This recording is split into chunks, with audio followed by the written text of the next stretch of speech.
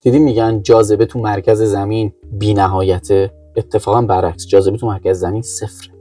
خب ببینید چرا جاذبه تو مرکز زمین صفر.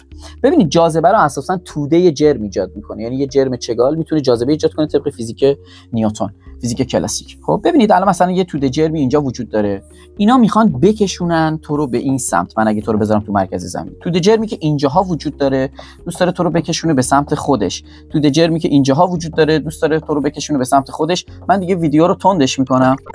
اتفاقی که داره میفته اینه، برآیند این بردارهای جاذبه‌ای که از تمام اطراف داره به تو وارد میشه، حالا من به صورت دو بعدی کشیدم، فقط دایره‌ای کشیدم، واقعیتش اینه که در تمام جهت‌ها به صورت کروی با در نظر بگیریم. اگه زمین رو در واقع ما به صورت یک جرم همگن و یک نواخت در نظر بگیریم که یک کره است که جرم توش همگن پخش شده، بنابراین اثر برآیند بردارهای جاذبه تو مرکز زمین میشه صفر و به این دلیل جاذبه تو مرکز زمین صفره و اصلا بی‌نهایت نیست.